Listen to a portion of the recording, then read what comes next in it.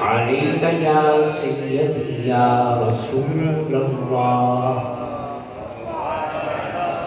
وعلى آلك وأصحابك يا سيدي يا حبيب الله.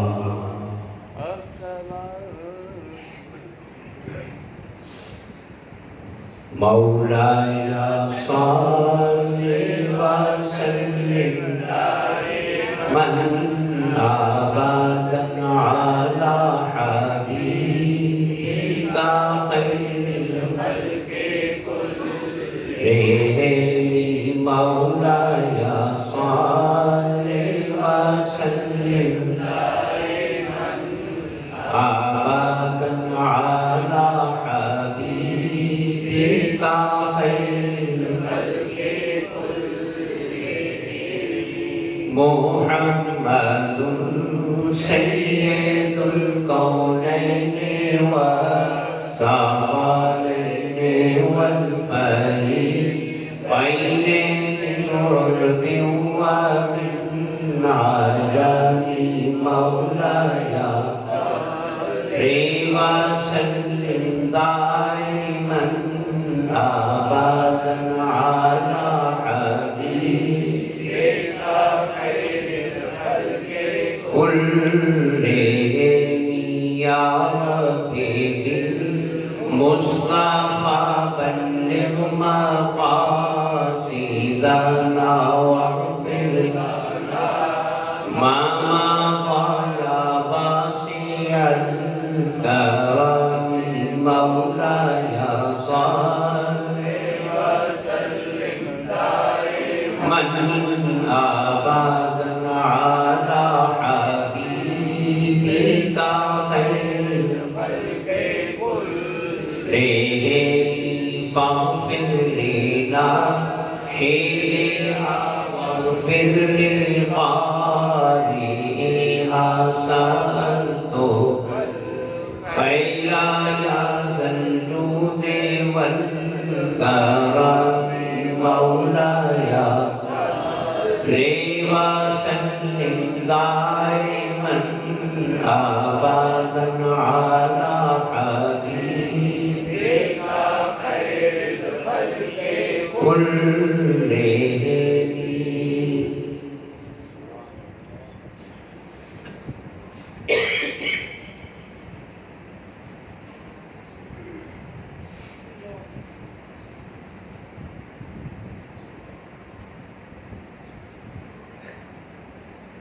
ماہ شعبان کی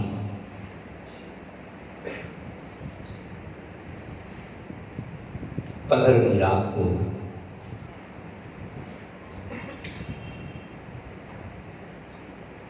رب قدوس کا دریائے رحمت جوش میں آتا ہے.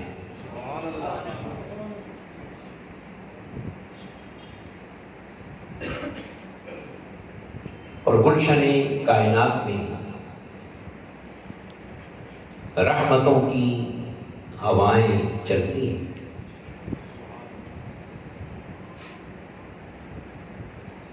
بخششوں اور مغفرتوں کا ایسا ماحول بنتا ہے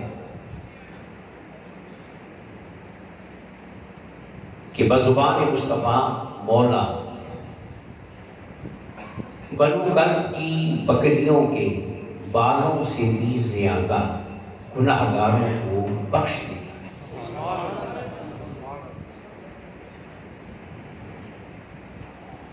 اس لیے اس رات کا نام شب براءت ہے. شب براءت، اور براءت کا معنی ہوتا ہے بری کرنا. کہتے ہیں نا کہ عدالت نے ملزم کو بری کر دیا. بری کا معنی کیا ہوا؟ رہا کرنا، چھوڑ دینا. اس رات کا نام رکھا گیا شب لیلۃ البراء، شب براء، کہ اس رات میں رب قدوس بے شمار گناہگاروں کو جہنم سے رہائی عطا فرماتا ہے.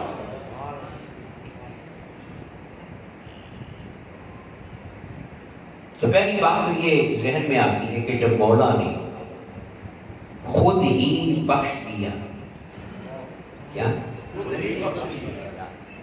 کوئی مانگ رہا تھا اسے بھی بخش دیا، اور کوئی سو رہا تھا اسے بھی بخش دیا۔ اس لیے کہ مولا کہتا ہے کہ بے شک یہ سو رہا ہے، بے شک یہ مگر بندہ تو میرا ہی ہے۔ یہ تو نہیں کہ جاگنے والے میرے ہیں اور سونے والے کسی اور، تو جو جاگ رہا ہے وہ بھی میرا ہے، جو سو رہا ہے وہ بھی میرا ہے، جو ہوشیار ہے وہ بھی میرا ہے، اور جو غفلت میں ڈوبا ہوا ہے وہ بھی میرا ہے، وہ بھی میرا ہے۔ تو پھر مولا اپنی رحمت کا فیض سب کو دیتا ہے، اور بنو کلب کی بکریوں کے بالوں سے بھی اگر بالوں کے برابر بھی ہوتا تو بھی بڑے تھے، اگر فرمایا کہ بنو کلب کی بکریوں کے بالوں سے بھی، اب گنتی ختم ہو گئی، کیوں نہیں؟ بنو کلب کی بکریوں کے بال بہت سارے ہیں، بہت سارے ہیں، مگر ممکن تو ہے نا گننا ممکن ہے، اور جب اس سے بھی اب کون گنے گا؟ وہ جو زیادہ ہیں وہ تو مولا ہی جانتا ہے نا کہ کتنے۔ تو مولا اس رات میں، رات کی تاریکیوں میں گناہوں کی تاریکیوں کو مٹا دیتا ہے، اور بندوں کا مقدر بدل جاتا ہے۔ سوئے تھے تو کسی اور راستے کے مسافر، اور جب بیدار ہوئے تو جنت کی مہر لگی، جنت کی مہر۔ بڑی سیدھی سی بات ہے، کچھ لوگ کہتے ہیں کہ جنت ہمیں لگ گئی،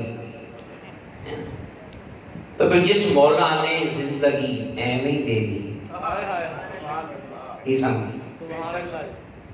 جس مولا نے زندگی دولت دے دی، عزت دے دی، شہرت دے دی، مقدر دے دیا، تو جنت دینے میں اس کا کیا جاتا ہے؟ تو جب وہ موج میں آتا ہے وہ تو ہے ہی بے نیاز، وہ قیمت کا طلبگار، رحمت حق بہانہ نہیں جویت، بہانہ نہیں جویت، کہ اللہ کی جو رحمت ہے نا وہ قیمت نہیں مانگتی، وہ بہانہ مانگتی۔ کیا مانگتی ہے؟ اور بہانے بھی اس نے خود بنا دی ہے، اسے کہتے ہیں نا کرم بالائے کرم، بہانے بھی اس نے خود بنا دیے ہیں۔ اور پھر یہ ساری بشارتیں دینے والا اس آمنہ کے لال کو بنایا کہ جسے غصہ آتا ہی نہیں، جسے غصہ آتا ہی نہیں۔ بڑی سیدھی سی بات ہے کہ وہ باطن وہ کیا ہے، اور آمنہ کا لال اس کا ظاہر ہے، آمنہ کا لال اور وہ کیا ہے؟ باطن ہے۔ ظہور تو ہر شے میں اس کا ہے، ہر شے میں اس کا ظہور ہے، مگر ظہور کامل کس میں ہے؟ آمنہ کے لال۔ ظہور تو ظاہر ہے کہ ظاہر کو دیکھ کر ہی باطن کا پتہ چلتا ہے، دیکھ کر ہی باطن کا پتہ چلتا ہے۔ تو مولا نے رحمتوں کا پیام دینے کے لیے جس ظاہر کا انتخاب کیا وہ آمنہ کا لال، کہ جب یہ اس کی رحمت کو دیکھیں گے، اس کے کرم کو دیکھیں گے، تو پھر دنیا کو یقین آ جائے گا کہ جس کا بھیجا ہوا اتنا قریب ہے تو بھیجنے والا کتنا قریب ہے۔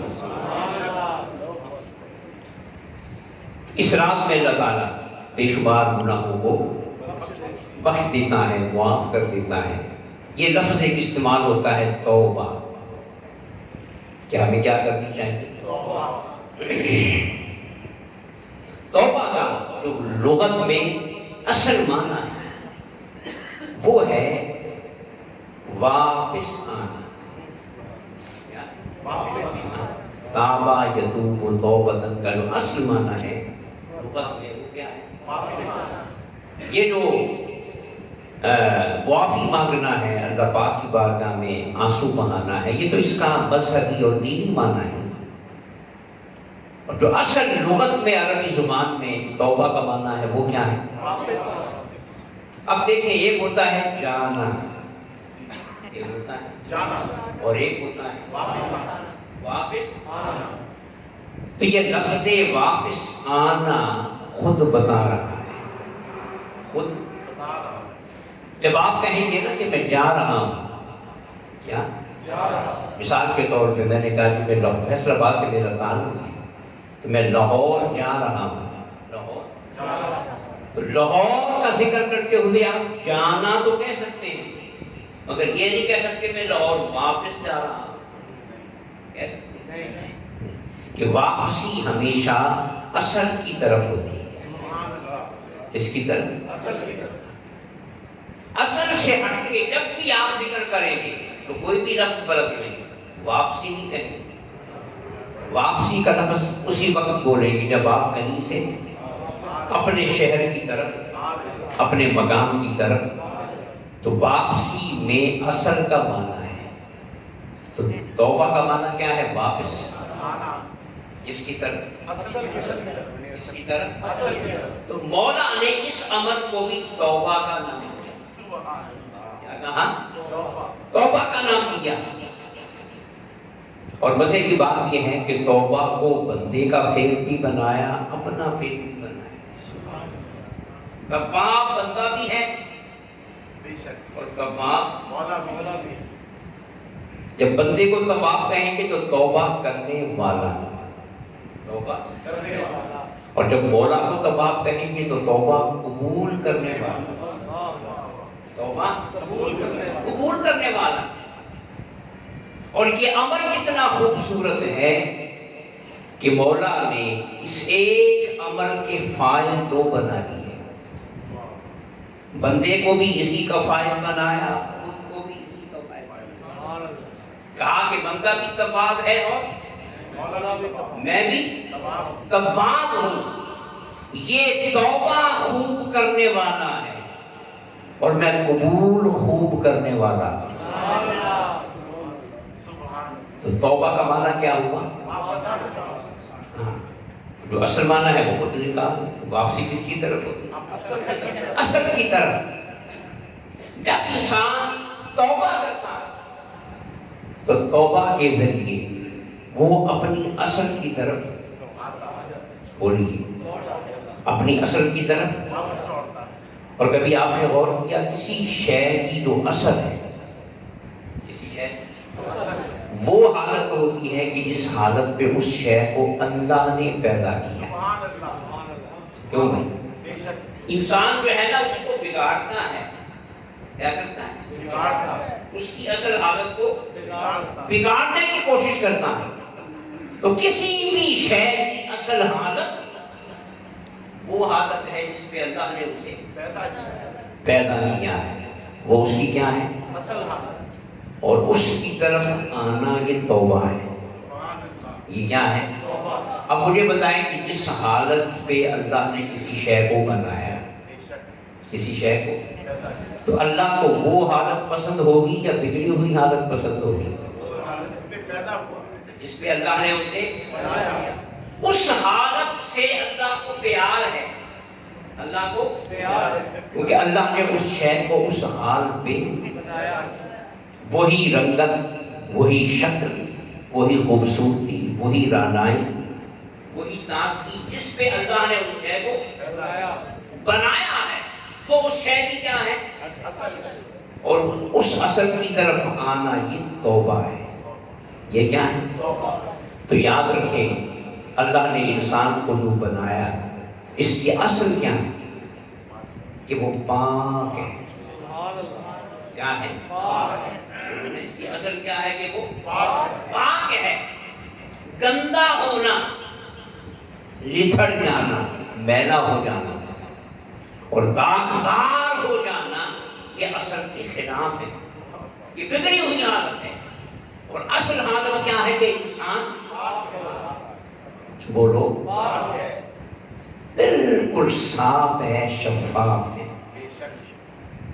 اس لیے میں کہا کرتا ہوں، مثال دیتا ہوں کہ جب میت جنازہ پڑھنا ہو تو میت نابالغ کیا ہو؟ یہ جو بگڑنے کا عمل ہے نا، یہ بالغ ہونے کے بعد شروع ہوتا ہے۔ کیا سمجھ رہے؟ جب انسان کو اختیار مل جاتا ہے، شہوتیں بیدار ہو جاتی ہیں، خواہشات بیدار ہو جاتی ہیں، تب بگڑنے کا عمل شروع ہوتا ہے۔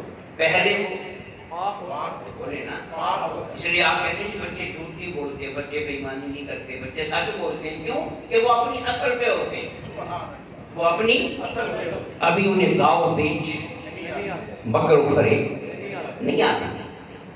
اب اگر وہ جنازہ نابالغ بچے کا ہو، 6 ماہ کا ہو، 6 سال کا ہے، تو ہم کیا دعا کرتے ہیں کہ مولا اسے بخش دیں؟ کہتے ہیں اسے کچھ بخش دے، وہ تو اپنی اصل پہ قائم، اپنی اصل پہ اصل کیا تھی کہ وہ بولتے رہے، تو جس طرح وہ پاک آیا تھا اب بھی اسی طرح پاک ہے، تو پھر آپ نے صاف اس کو کرنا ہے۔ اس پہ تو داغ لگا ہی نہیں، پاک ہے، تو پھر یہ نہیں کہتے کہ مولا اسے بخش دے، بلکہ بڑے سے بڑا ولی بھی کھڑا ہوگا نا تو یہ کہے گا مولا اس کے صدقے میں ہمیں بخش دے۔ یہ کہتے ہیں قیامت کے دن اس بچے کو ہماری شفاعت کرنے والا بنا دے، ہمیں بخشوانے والا بنا دے۔ اب بات سمجھ میں آ گئی؟ تو بچے کو یہ شرف کیوں ملا کہ وہ اس اصل پہ قائم ہے جس پہ اللہ نے اسے، تو کسی شے کی اصل حالت وہ ہوتی ہے جس پہ کبھی آپ نے آج کل بھی نا یہ صحت کے حوالے سے بڑے مضامین چھپتے ہیں اخبارات میں، رسالوں میں، تو اس میں جو ماہرین ایک بڑی بات کہتے ہیں کہ کچھ وقت جو ہے وہ جنگل میں جا کے گزارے، نفسیاتی، ذہنی اور جسمانی صحت کے لیے کچھ وقت جنگلوں میں چلے جائیں، دریاؤں کے کنارے چلے جائیں، پہاڑوں پہ چلے جائیں، وہاں پہ آپ کو سکون ملے گا، طبیعت کو راحت ملے گی۔ کہتے ہیں کہ نہیں؟ کیوں جائیں جنگل میں؟ کہ جنگل والی حالت جو ہے کہ بولے شہروں میں اصلیت بگاڑ آ گیا، بہت سی تبدیلیاں آ گئی، بلکہ ہم فطرت کے خلاف چلے، فطرت کے خلاف، اور جنگل میں، بیابانوں میں، صحراؤں میں بگاڑ نہیں ہے، وہاں پہ اصل حالت موجود ہے۔ جب انسان اس اصل حالت میں جاتا ہے تو فریش ہو جاتا ہے، اس کا ذہن، اس کا مزاج، اس کی نفسیات، اس کی طبیعت میں تازگی آ جاتی ہے، کیونکہ وہ اس مقام پہ گیا ہے کہ جو اصل کیا ہے، تو کسی شے کا اصل وہ ہوتا ہے کہ جس حالت میں اللہ نے، کبھی آپ نے دیکھا کہ یہ لوگ اولیاء کرام ہیں، بزرگان دین ہیں، دریاؤں کے کنارے بیٹھے، اکثر کہاں بیٹھے؟ جنگلوں میں۔ بڑے بڑے جو مزارات ہیں آج بھی وہ شہروں سے دور ہیں۔ کیوں؟ کہ وہ جنگلوں میں جا کے کیوں رہتے ہیں؟ کہ وہاں انہیں اصل ماحول ملتا ہے۔ کیا؟ اس اصل ماحول میں اس اصل کو پانا آسان ہو جاتا ہے۔ اصل ماحول میں رہ کر اس اصل کو پانا آسان ہو۔ یہ جو حضور کا غار حرا میں جانا تھا، یہ کیا تھا؟ اولیاء کرام کا جنگلوں میں جانا، بیابانوں میں جانا، دریاؤں کے کنارے بیٹھنا، یہ وہی اصلیت کی تلاش ہے۔ جب ماحول اصل ملتا ہے نا تو پھر ادھر بھی اصلیت کو آگے بڑھنے کا موقع ملتا ہے۔ وہ کہتے ہیں نا خربوزے کو دیکھ کے خربوزہ بولو، وہ یہی چیز ہے، مقابلہ ہے۔ تو کسی شے کی اصل حالت وہ ہے کہ جس حالت پہ اللہ نے اسے پیدا کیا۔ اب انسان کی اصل حالت کیا ہے؟ کہ وہ گناہوں سے پاک ہے، گناہوں سے پاک ہو، ہر قسم کے گناہ سے پاک ہو۔ اگر گناہ ہو گئے، شیطان نے حملہ کیا، نفس نے حملہ کیا، دنیا غالب آ گئی اور گناہ، تو پھر مولا نے کہا کوئی مسئلہ نہیں، میں نے اصل کی طرف آنے کا راستہ رکھا ہوا ہے، اور وہ کیا ہے؟ توبہ۔ وہ کیا ہے؟ توبہ۔ جس نے اصل بنایا تھا، جس نے اس اصل کی بارگاہ میں آ جاؤ، اس کی بارگاہ میں آنسو، اس کی بارگاہ میں دعا کے لیے ہاتھ، اس کی بارگاہ میں دامن پھیلاؤ، تو پھر ایسا اصل بناؤں گا، ایسا اصل بناؤں گا، ایسا چمکاؤں گا، اور اس طرح صاف اور شفاف کر دوں گا کہ التائب من الذنب کمن لا ذنب لہ، دنیا دیکھے گی، میرے فرشتے دیکھیں گے کہ ایسا صاف ہو گیا ہے کہ گویا اس نے گناہ کیا ہی نہیں۔ تو توبہ انسان کو کہاں لے جاتی ہے؟ اس کی بولیے، اس کی اصل کی طرف۔ تو میں نے کیا عرض کیا کہ دنیا کہتی ہے کہ جنگلوں میں جاؤ، بیابانوں میں جاؤ، اصل ماحول ملے گا، تو طبیعت بھی اصل کی طرف، یعنی بیماری ختم ہو جائے کیا؟ بلکہ یہ بھی سمجھ لیں کہ توبہ انسان کا ایک مزاج بناتی ہے۔ توبہ کا معنی کیا ہے؟ اصل کی طرف واپس، اس کی طرف۔ تو جو انسان بار بار توبہ کرے گا، اس کے مزاج میں اصل کی طرف آنا یہ اس کے مزاج کا حصہ بن جائے گا۔ مثال کے طور پہ علم اصل ہے اور جہالت خلاف اصل ہے۔ بات سمجھ رہے ہیں؟ علم کیا ہے اور جہالت۔ توبہ جس کے مزاج میں آ جائے، توبہ وہ جہالت کو چھوڑتا چلا جائے گا، علم کی طرف آتا چلا جائے گا، کیونکہ اصل کیا ہے اور جہالت خلاف اصل ہے۔ اسی طرح صحت اصل ہے، بیماری۔ اب جس کا مزاج توبہ والا ہوگا، جس کا مزاج جو ہر وقت توبہ کی کیفیت میں ہوگا کہ مولا مجھے بخش دے، میں آئندہ نہیں کروں گا، مجھے بخش دے، میں آئندہ نہیں کروں گا، جس کے مزاج میں توبہ آ جائے گی تو وہ بیماری سے دور ہٹتا جائے گا، صحت کی طرف آتا چلا جائے گا۔ اسی طرح سادگی اصل ہے، کیا؟ اور تکلف، بولیں گے مشکل بات تو نہیں کرنا، سادگی کیا ہے اور تکلف۔ تو جس کا مزاج توبہ والا ہوگا نا، وہ سادگی کی طرف آ جائے گا۔ اس کی طرف آئے گا، سادگی اصل ہے، سادگی یہ توبہ کا مزاج اسے ہر خلاف اصل سے دور کر دے گا، اصل کے قریب کر دے گا، بیماری چھوڑ دے گا، صحت کی طرف آئے گا، جہالت کو چھوڑ دے گا، علم کی طرف آئے گا، گمراہی کو چھوڑ دے گا، ہدایت کی طرف آئے گا، جہالت کو چھوڑ دے گا، علم کی طرف آئے گا، تکلفات کو چھوڑ دے گا، سادگی کی طرف آئے گا۔ اور پھر یاد رکھیں کہ جس کا مزاج توبہ والا ہوگا تو اصل یہ زندگی نہیں،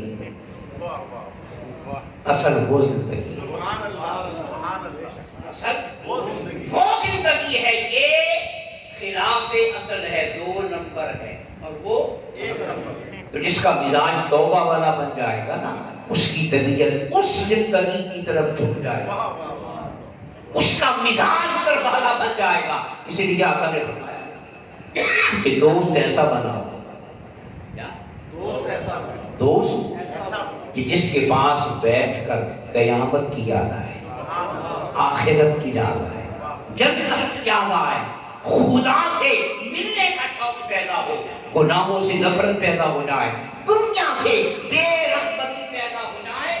ایسا دوست جس کو مل گیا، اس کی دنیا بھی کامیاب ہے، آخرت بھی کامیاب۔ تو توبہ کا معنی کیا ہوا؟ بولے ایک ہی لفظ کا معنی بتا رہا ہوں، سمجھ گئے تو گل بن جائے گی۔ تو توبہ کا معنی کیا ہے؟ اب توبہ بندے کا بھی فعل ہے، توبہ مولا کا بھی فعل ہے۔ یہ اصل کی طرف آنے والا ہے اور وہ اصل کی طرف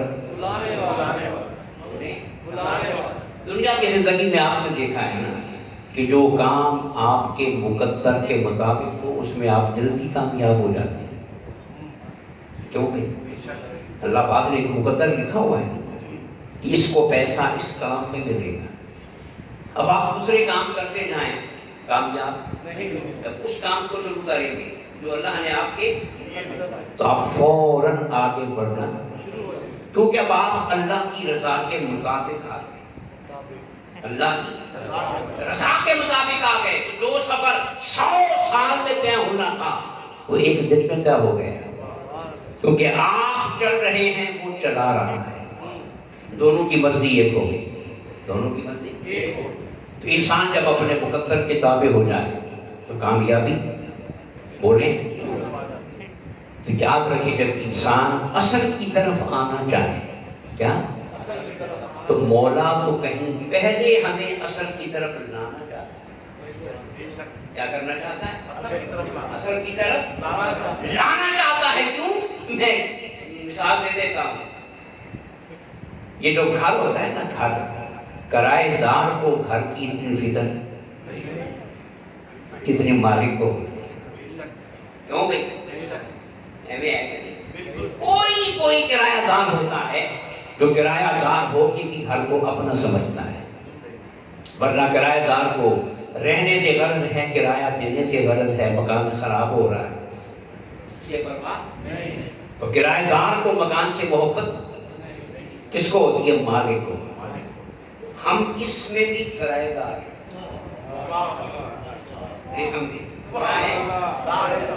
اس جسم میں، اس روح میں ہم کیا ہیں؟ مالک کون ہے؟ کون مالک ہے؟ اسے صحیح رکھنے کی ہمیں اتنی فکر نہیں جتنی اس کو فکر. نعرہ تکبیر، نعرہ رسالت، نعرہ حیدری، سیدی مرشدی. بات سمجھ میں آئی؟ اسے صحیح رکھنے کی ہمیں اتنی فکر نہیں جتنی، کیونکہ وہ مالک ہے، وہ بنانے والا ہے. اس نے بڑے چاؤں سے بنایا، دونوں ہاتھوں سے بنایا، دونوں تو سب سے زیادہ فکر. تو پھر مولا کہتا ہے اگر تو مانگ بھی لے گا نا تو بھی دے دوں گا بس، اور اگر نہیں مانگ سکا تو شب برات میں خود ہی بخش دوں گا. اور میں نے بخش کے کسی پہ احسان نہیں کیا، گھر تو میرا تھا نا، گھر تو میرا تھا، مالک میں تھا، تو میں نے کسی پہ احسان نہیں کیا. میں نے تو اپنا ہی اثاثہ پاک کیا ہے، صاف کیا ہے. تو بے وقوف ہے، نادان ہے، غافل ہے، مستقبل سے بے خبر ہے. تجھے خبر نہیں کہ کتنا قیمتی ہے، تجھے خبر نہیں کہ اس کی قیمت کیا ہے، کہ کتنا انمول ہے. پر مجھے تو خبر ہے نا. تو پھر میں ہوائیں چلاتا رہتا ہوں، بہانے بناتا رہتا ہوں، کسی نہ کسی بہانے میرے ہاتھوں سے بنا ہوا یہ ہر بات تو ہو جائے.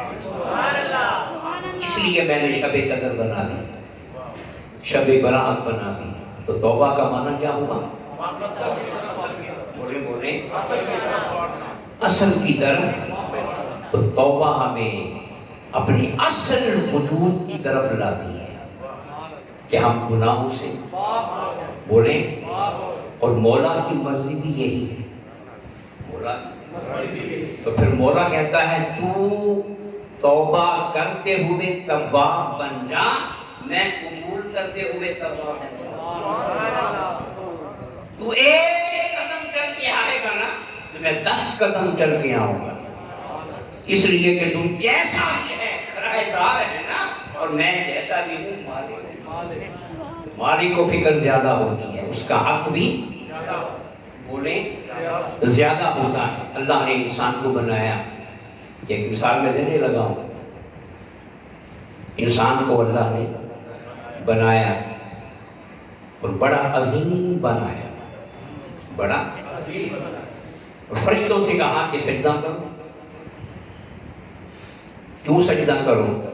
کہ سجدہ مٹی کو نہیں تھا، یاد رکھیں. یہ سجدہ بلکہ اس مٹی میں موجود اللہ کی صفات کو سجدہ، اللہ کی صفات، اللہ نے جو پیکر خاکی بنایا اور پیکر آدم بنایا تو محض ایک مخلوق نہیں تھی، اللہ نے اپنے علم کا فیض بھی اسے دیا، اپنی سما کا فیض بھی، اپنی بصارت کا فیض، اپنے اختیار کا فیض بھی، اپنی قدرت کا فیض، اپنے ارادے کا فیض بھی۔ بلکہ میرے دل میں ایک بات آیا، آج کا انسان سائنس میں آگے بڑھ رہا ہے تو انسان کیا چاہتا ہے کہ میں خودکار شے بناؤں، کیا ایسی مشین بناؤں تو خود چلے، کیا میں نہ چلاؤں بلکہ ایسا ہو رہا ہے کہ نہیں ہو رہا ہے؟ جہازوں میں کمپیوٹر لگے ہیں، آٹو پائلٹ، وہ خود جہاز کو اڑا رہا ہے، گھما رہا ہے، ٹھیک ہے، پوری انڈیکیشن دے رہا ہے، مشینیں بنا دی ہیں، آپ اسے آن کر دیتے ہیں، خود بخود سارا کام انسان بڑے فخر سے دیکھتا ہے کہ میری بنائی ہوئی مشین خود کام کر رہی ہے، کیا میری بات سمجھ رہے ہیں؟ لیکن انسان کی فطرت ہے، انسان کا مزاج ہے کہ وہ اپنے ہاتھوں سے ایسی چیز بنانا چاہتا ہے کہ پھر وہ مکمل میری محتاج نہ رہے بلکہ خود کام کرے۔ قرآن کہتا ہے کہ فطرت اللہ الذی فطر الناس علیہا، کہ ہم نے انسان کو اپنی فطرت پہ پیدا کیا ہے۔ بات سمجھ آئی گی؟ ہم نے انسان کو اپنی فطرت پہ پیدا کیا ہے۔ تو پھر میرے دل میں بات آئی کہ مولا نے بھی چاہا ہوگا کہ بڑی مخلوقات بنا دی ہیں مگر خود کام کرنے والی کوئی نہیں، خود کام کرنے والی، سب کو میں خود چلا رہا ہوں اپنی مرضی کے مطابق۔ اب کوئی ایسی مخلوق بھی بناؤ جو اپنی مرضی سے چلے، جس میں خود سوچنے کی، خود ارادے کی، اس میں خود قدرت، اس میں عقل ہو، دانش ہو، حکمت ہو، دانائی ہو، خود کام کرے، اور پھر میں فخر سے دیکھوں کہ میری بنائی ہوئی مخلوق کس طرح آگے بڑھ رہی ہے۔ اللہ نے انسان کو بنایا، کس کو بنایا؟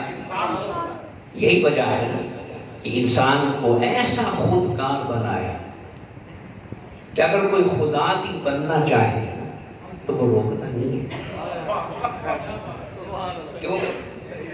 کوئی خدا بھی بننا چاہے تو وہ کہتا بن لے، اختیار تو میں نے دیا ہے، اگر قصور ہے تو پھر میرا ہی ہے، بنایا تو میں نے، تو جو کرنا ہے کر لے۔ لیکن تجھ سے پیار ہے نا تو 100 سال کی گناہ کر کے اگر پلٹ آیا نا تو میں انکار نہیں کرتا،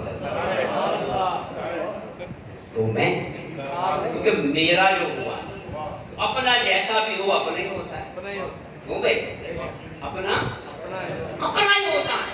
تو مولا نے انسان کو بنا دیا خود کا، اب بولیے خود کاریاں کر رہا ہے کہ نہیں؟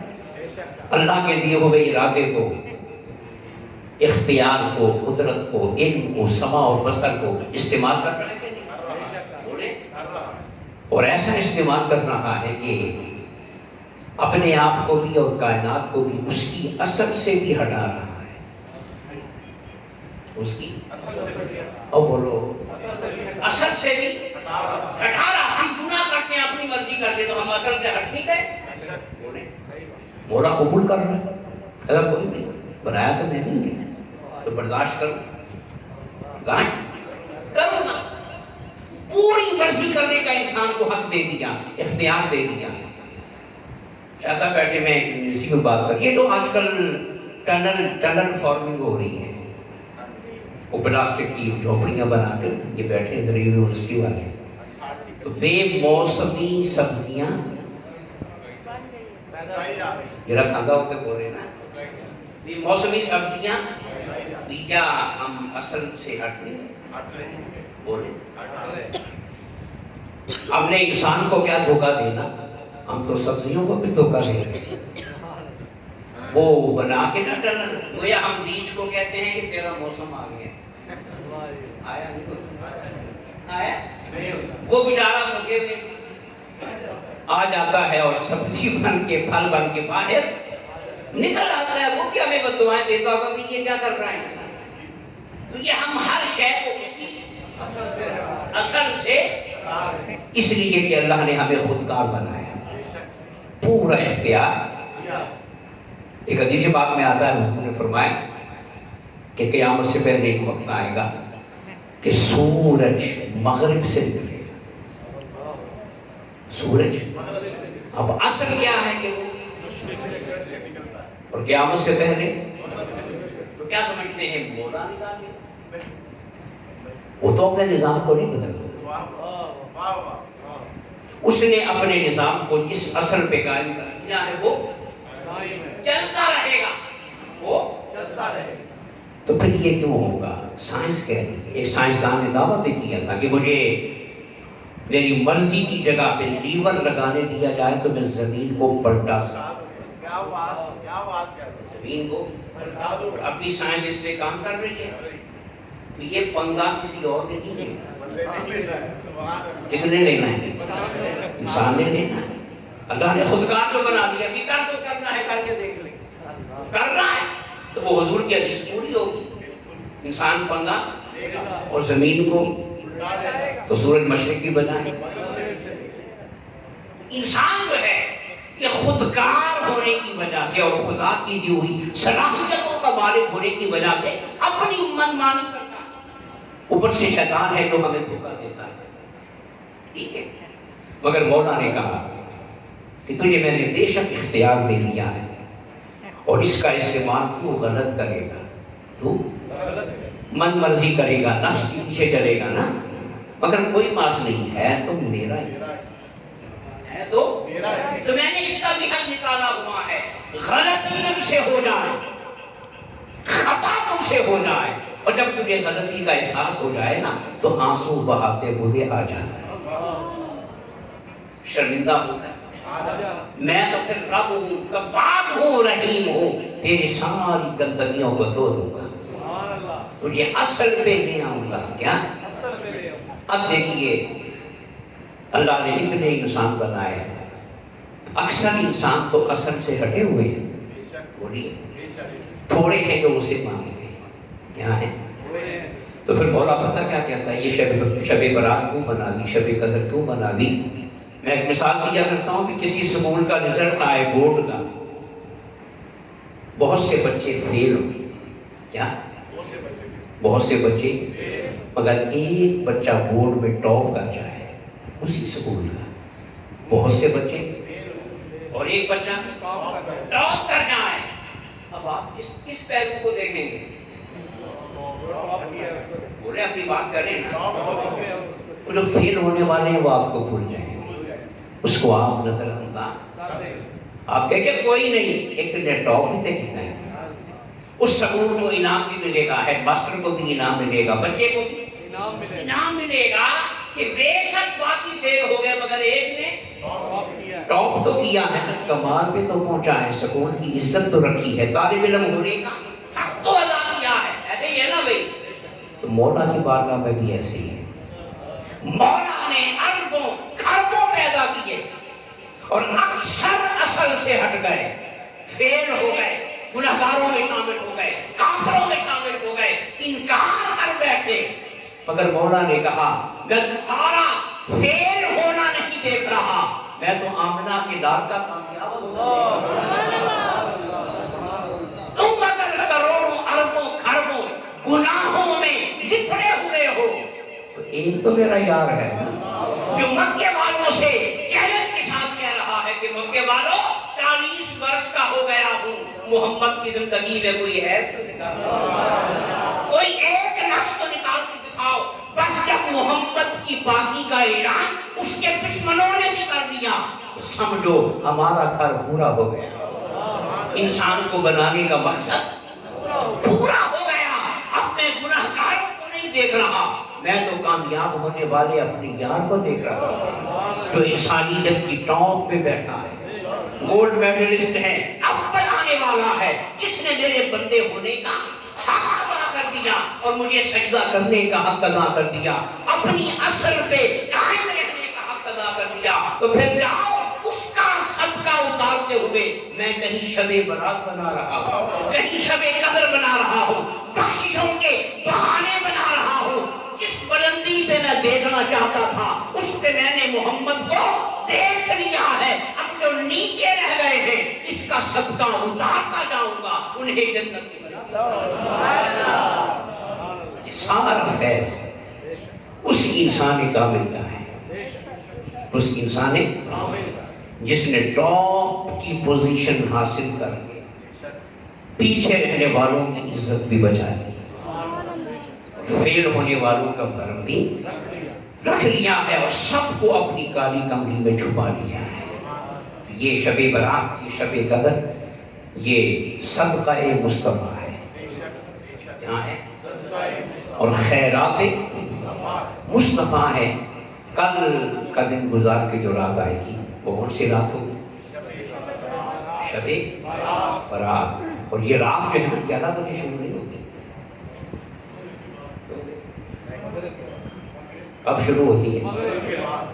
تو خدا کے لیے جہاں 364 اور 63 راتیں ہے نا اصل سے ہٹ کے گزرتی ہیں، اصل سے کم از کم ایک پوری رات تو اصل میں گزار، ہماری اصلیت کا رنگ جو ہے وہ بہار ہو جائے، بندگی کا رنگ بہار ہو جائے، نیکی اور تقویٰ کا رنگ بہار ہو جائے، اور ہمیں اس حال میں دیکھ کر آمنہ کے لال کی آنکھیں ٹھنڈی پوری رات اللہ کے ذکر میں گزاریں، توبہ و استغفار میں گزاریں۔ یہاں بھی انشاءاللہ محفل کا اہتمام ہوگا اور تقریباً 1 بجے انشاءاللہ نماز تسبیح ادا کی جائے گی، اس کے بعد محفل ذکر ہوگی، سحری کے لنگر کا بھی اہتمام ہوگا۔